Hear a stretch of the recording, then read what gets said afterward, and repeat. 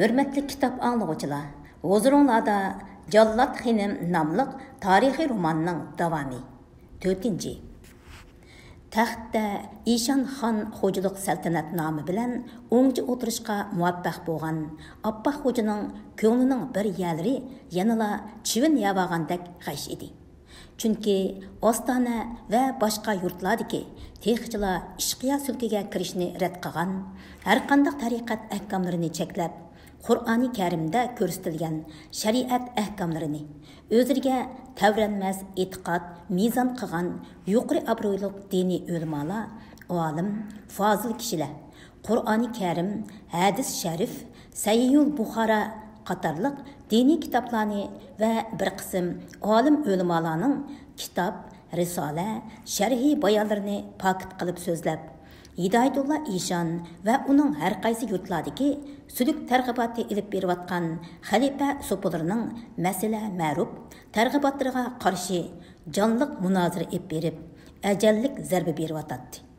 Hidayatullah İşan bundaq munoziralarga har qatim duch kelganida va arz shikoyat qilib kelgan xalifa so'pilarining dodlashlarini anglaganida xon İşanliq obro'y inovati to'kilib ketib qolgandek tuyg'uga kelib, yuragi zartabqa to'shatdi.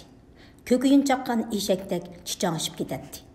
Shundaqdimi bu ishlarga parvo qilmagandek qiyofatga kirib olib, masjid xonqalarda juma, meyit va hayit oyam namozlarida, diniy murosimlarda, to'y to'kun, nazr chiroqlarda masala ma'ruf vaz nasihat qilishni qo'ldan bermaydi. Nutq so'zlab ishqiya sulkini targ'ib qiladi. Sopi dervişlerini özüge hemden bulup guppançılık kılışqa buyurdu. Sopi dervişlerinin özü ve İşan xanlık saltanati haqqidagi dap-dapilik dağlaş, maqtaşlarını qilchilik xijil bo'lmay anlaydı. Anlagan siri çayğı sağan qanitdak erib hayajonlandı. İşan xanlık saltanatining uluni mustahkamlash uchun avam xalq orasida vosita tanlamay targ'ibot olib boradi.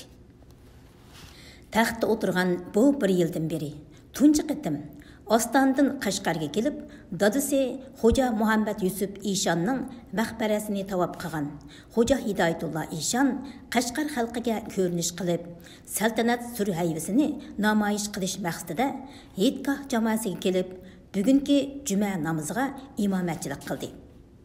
Bir gün avval İşan xon Abbaq xo'janing juma namoziga imomatchilik qildiganligi haqida butkul Qashqar shahriga jakarchi chiqarilg'ashqimi, bugun juma namoziga kelgan namozxonlar jome ichiga patmay qolgan edi. Bu tumanlagan namozxonlar ichida musulmonchilik farzini ado qilishni ko'zlab kelganlarmi, Qutbul Aqtab Piri Buzruk İşan xon xo'jasiga bir qatim bo'lsa-mu e'tiqod qilib, namoz o'qish sharpiga erishish maqsadida savob izlab kelguchilarmi? Xon İşan xo'jasining chiroyi turqiga qiziqib, masala ma'rufini anglab beqish muddasida masjid otlab kelganlarmi? Aplab fursat topsalar, Hidayatullah İşanni bir xanjar bilanla ujuqtirib, yaqindan beri qattiq xo'rliq va zulm tortib Sulki Isaqiya muritlarining qisosini elish uchun qo'yinlariga pichoq tiqib kelgan ashaddiy Sulki Isaqiya muritlarimi bor edi. Har ehtimolga qarshi puxta qo'g'dinish tadbiri ko'rgan Abbaq xo'ja Yetgoh jamoasining naqshlik mihrobida namozxonlarga yuzlanib tabassum bilan o'tiradi.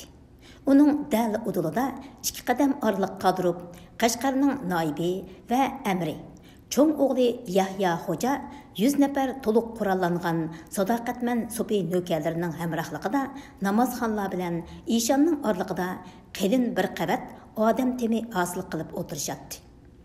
Namoz jumaning vaqti bo'lganligini his qilgan Yetgoh jamoasining imomi ovozini jarangliq chiqarib, "Sapros!"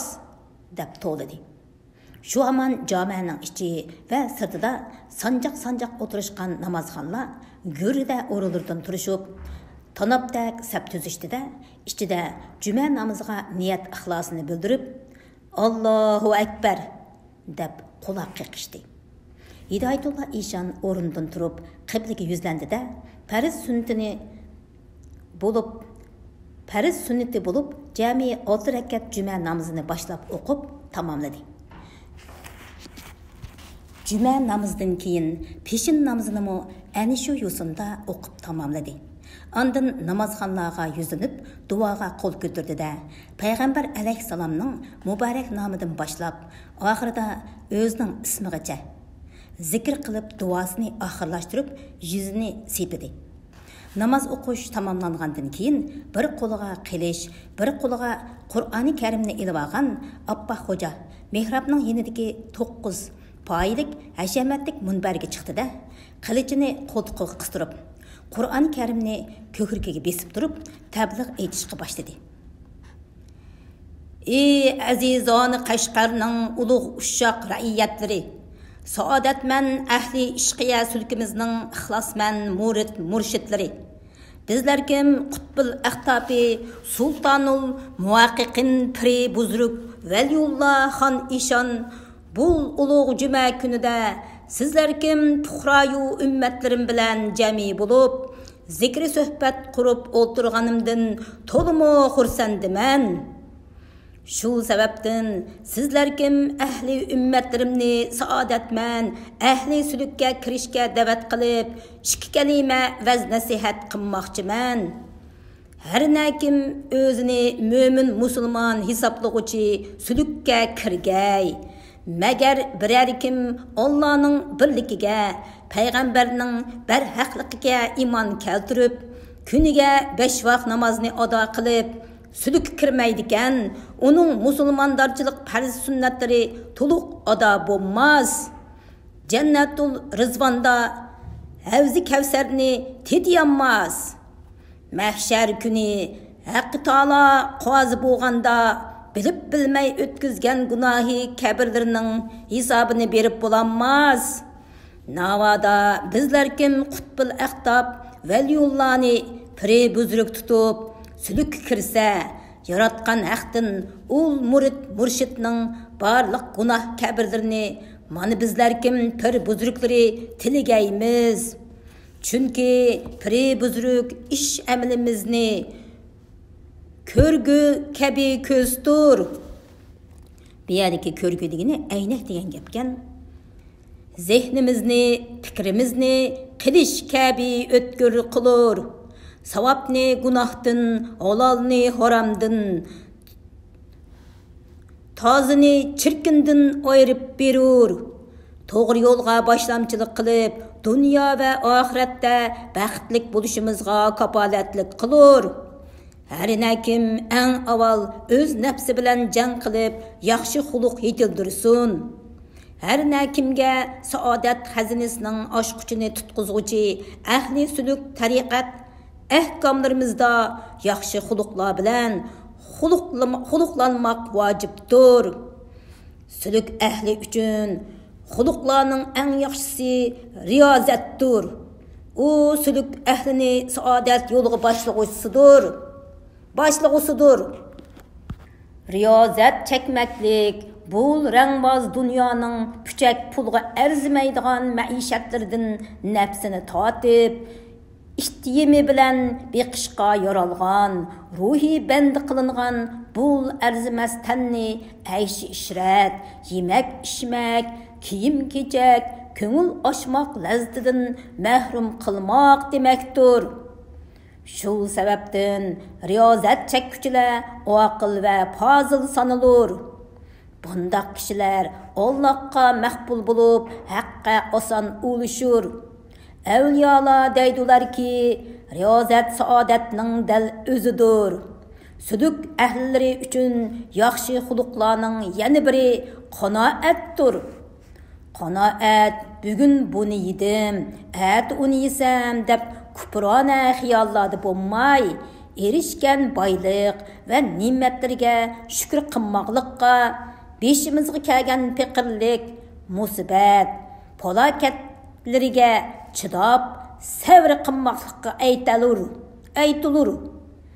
Qanoat, hasad, tama, hiris, xorliq kabi illatlarning davosi bolagar va tamagar nafsimizning g'inosidir. Qanoat bir xazindir ki, ul xazinige erişküçü vücududa qanoatsizlikten payda buludğan hasadxorluqdan qutulur. Ömrünü şəviq və rahatda ötküzür. Hidayetullah İşan cami içide timtas oturgan namazxanlarga takşi bir qarab etgandan keyin yana vaz nasihatni davomlashtirdi. Sülük ahillari uchun yaxshi xuluqlarning yana biri sabridir. Sabri deb beshimizga kelgan bola qazolarga chidamliq bo'lmoqlikqa aytilur. İnsan her qandaq ishda sabrichan ve chidamliq bo'lsa, saodat yo'lga oson ulishur. Nafsini sabri bilan bo'ysundurgan kishi halokatdan, mag'rurlikdan saqlanur. Sülük ahillari uchun ul yaxshi xuluqlarning eng kattasi muloyimlikdir. Muloyimlik deb her qandaq ishqa ochiqlanmaydigan, yavaş yumşaq tabiatlik bulmakka aytılır. Mulayimlik her kimge maqul keladigan bir esil sifatdir. Nafsinin rahiti, qalbning matonati. Bu yerdagi matonati degan gap chidam, eg'ir bisiq degan gapkan. Fikrning salamati, vijdonning halovati, muloyim tabiatlik bo'lmoqlik bilan hosil bo'lur.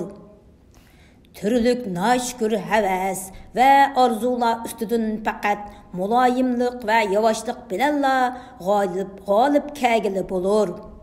Şuna el-hilmu seyfudul ahlak deydu evliyalar.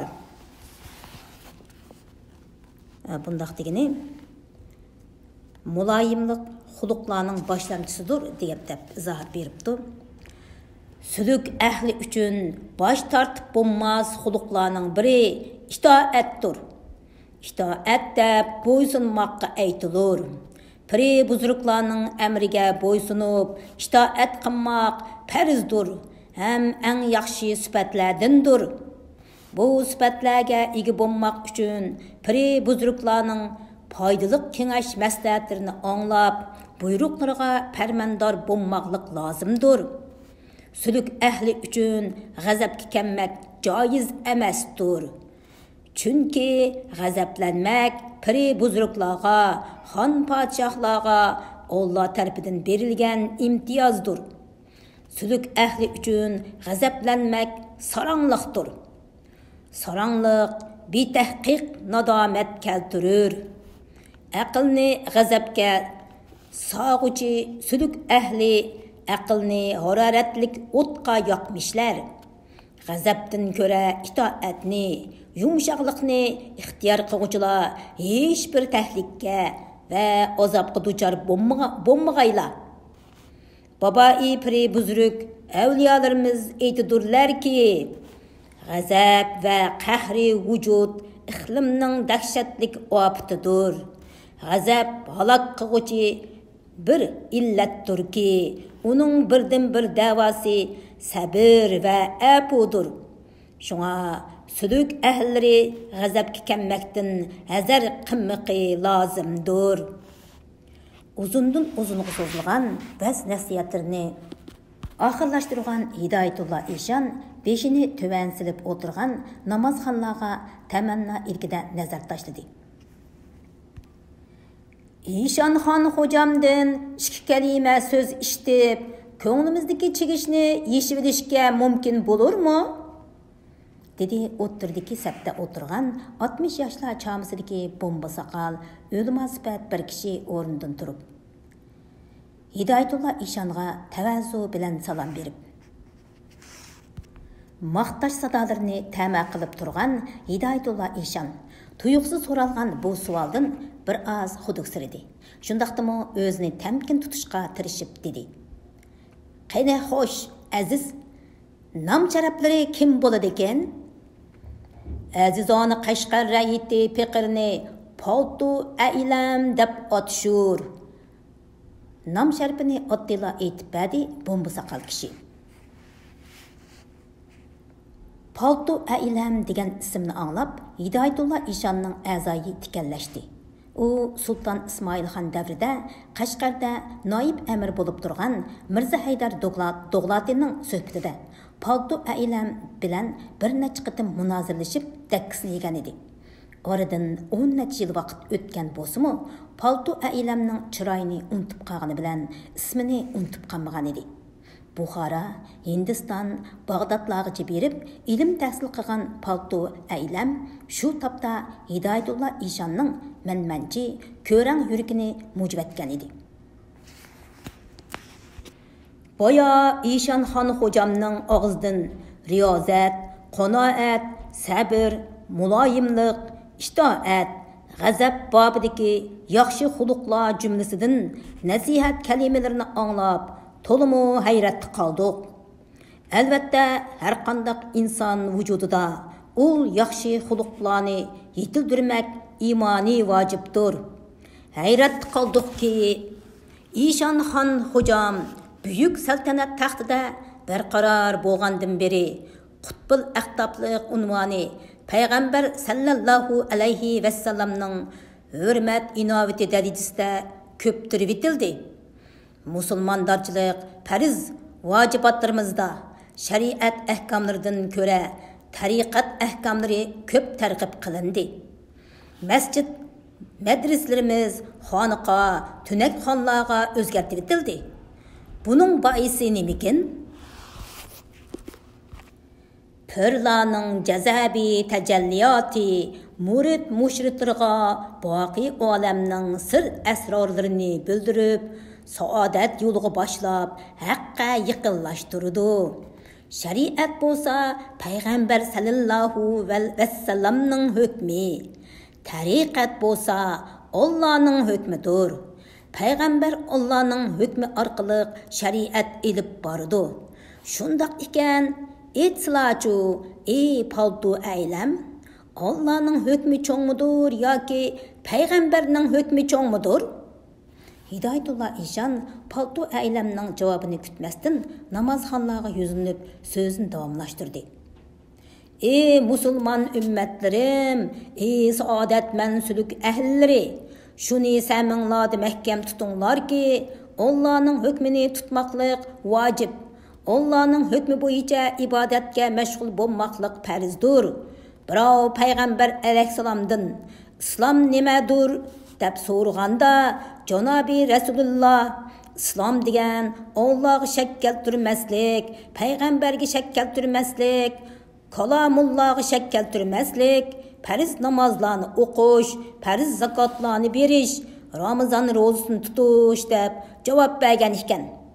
Allohning hukmini tutmoqlikni irodat qilgan saodatman suluk ahllari bundaq oddiy javob asoratida qolsa, haq visolig'i zinhor emas. Masjid degan payg'ambar hukmi irodatining ibodatgohidir. Gerçi u Allohning uyi sanalsımı xopgohi emasdir. Xonqa bo'lsa Allohning uyi xopgohidir. Masjidda farz namozlarni o'tmakdan o'zga faoliyat ilib bog'li bo'lmas. Xonqada bo'lsa, ul farz namozlarni o'tgandan sirt halqa suhbat so'rini qurg'ili, zikri samolarni sog'li, haqda Allohning ishqida jarri tortqili bo'lur. Kimerski xonqada Allohning hukmi irodatida ibodatga mashg'ul bo'lib samosilib, ko'k qo'l uzutib iltijo qilsa, haqqa oson ulishur. Ul kelimelerinin delili nemikin? Ishon xon xo'jam, dedi Paltu Ailam qoyil bo'lmagan holda. Dalili shulki, dedi Ishon texmi qizib so'zlab. Bir musulmon qavm masjid o'zra namozga mashg'ul bo'lib o'tirar erdi. Yo'ldan o'tib ketib qolgan bir mushrik Juhud masjidda nima faoliyat bo'lganligini bilmak tamasida bo'suga otlab kirdilar va namozga mashg'ul bo'layotgan musulmonlarni ko'rib, "Ha, shunchalik ishkan-g'u", dedi-da, yana bo'suga otlab orqasiga yondilar. Mahshar kuni munkir nakirlarning so'roqida hiliqi mushrik o'zining bir navbat masjidga kirganligini pokit keltirib da'vo qilgan bo'lsa-mu, masjidga kirganligi nazarga ilinmay, yanala vaylun do'zaxqa banit qilindilar. Ammo bir to'p suluk ahli xoniqa o'zra zikr suhbat, halqa samoga mashg'ul bo'lib, Allah'ның namini yod etib, jarri tatib o'tirar erdi. Yo'ldan o'tib ketayotgan yana bir mushrik Juhud suluk ahlining haq visolida faryod urib tatiyotgan jarrisiga qiziqib, xoniqa busug'isiga keldilar va busug'a otlab kirmay, beshini xoniqaga tiqib qoridilar hamda o't kavab bo'lib qiziyotgan jarri samaga ko'ngli moyil bo'lib, beshini jarri sama ritmiga moslashtirib lingshitdilar. Mahshar kuni ul mushrik beshini xoniqa ichiga tiqib bir necha martaba lingshitganning savobi uchun xoniqaning sirtida qolgan tini vaylun do'zaxqa band qilinib, xoniqa ichiga kirgan beshi jannatul rizvonga kirishga musharraf bo'ldilar. Paltu aylam ishonning keltirgan bu daliliga qoyil bo'lmaganligini bildirib, beshini istihzo bilan chayqadi.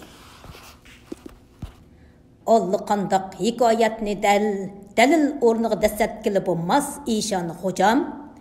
Shunisi har qandaq yodlarda bo'lsinki, shunisi har qachon yodlarda bo'lsinki, payg'ambar demaklik Allohning betahqiq elchisidir.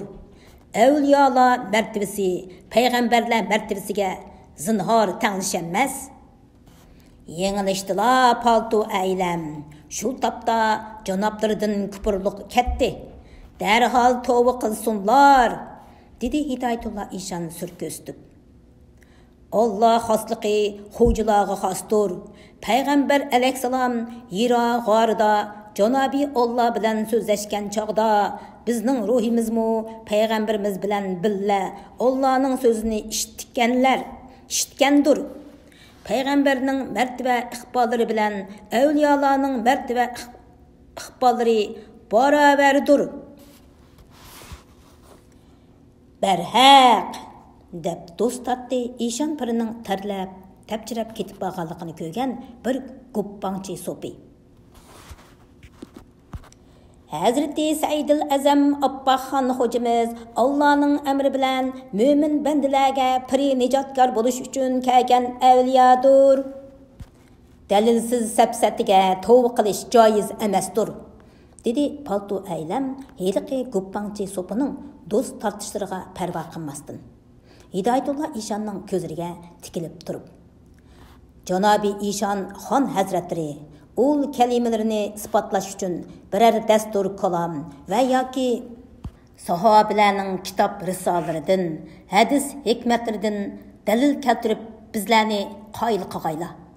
Ilm hikmatni xohlagancha zinhor burmilab bo'lmas.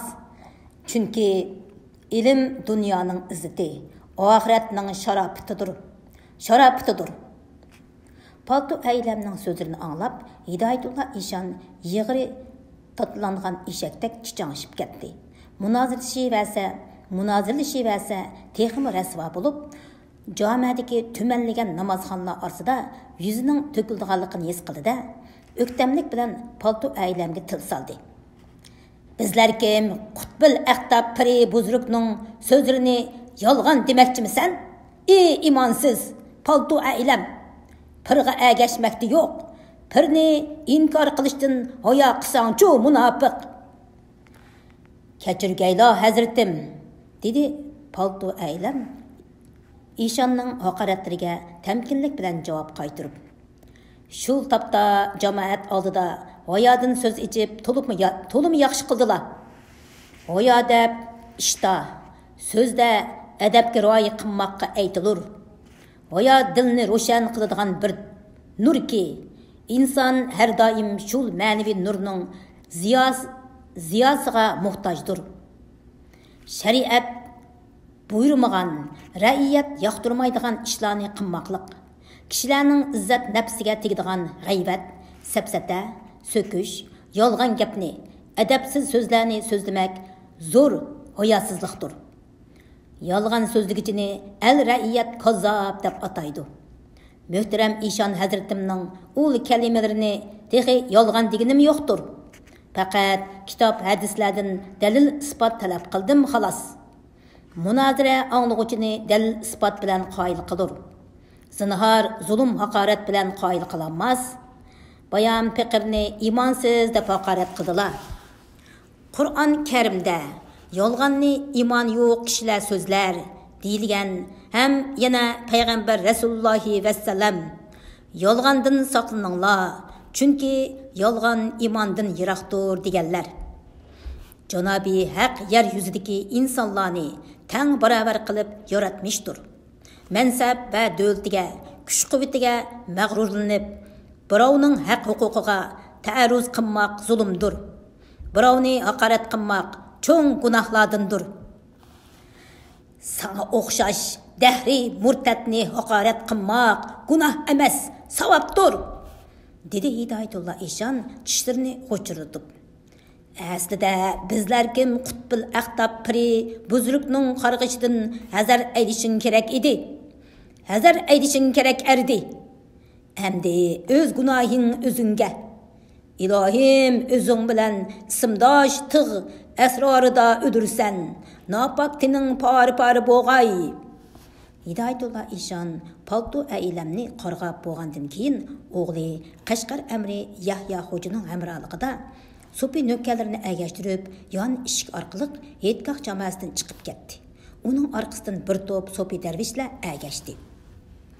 Ertasi shanba kuni Yetgoh jamoasida palto ailam qatorliq Qashqarning bir qism otoqliq olim o'lmalarining meyit namozi tushirildi. Palto bilan chanab eng vahshiy usulda poch qilib etilgan bu jasadlar kepan o'rinda tikilgan xas xoltiga bir tag'ar go'shtaklar qochlangan edi. Meyit namozi o'qishga kelgan Qashqar xalqi inson qalbidan chiqqan bu vahshiylikdan qattiq cho'chidi. Zar yig'lab hazi ichishdi.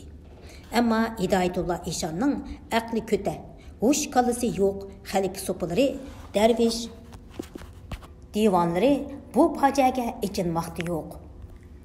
Mashoyixi moyon kashfi karomatha bisyor tizaziz inshab oxir bisyor oliman roz batar kush tast. Mansi bizning avliyolarimizning karomati nihoyat ittikkan. Bir g'azab qilmoq bilan bugun kecha nurg'un mollani o'ltiribdi. Deyishib, Hidoyatulloh Eshon piri buzrukning kashfi karomatini davrang silishdi. Amaliyotda bu fojianing Hidoyatulloh Eshonning hijobul g'ayb deb ataladigan yoshurun qo'lli kesar jallodlarining jinoyatlik qilmishi ekanligini hech kim bilmaydi. Bilganlarmi og'izdan chiqarishga jur'at qilolmaydi.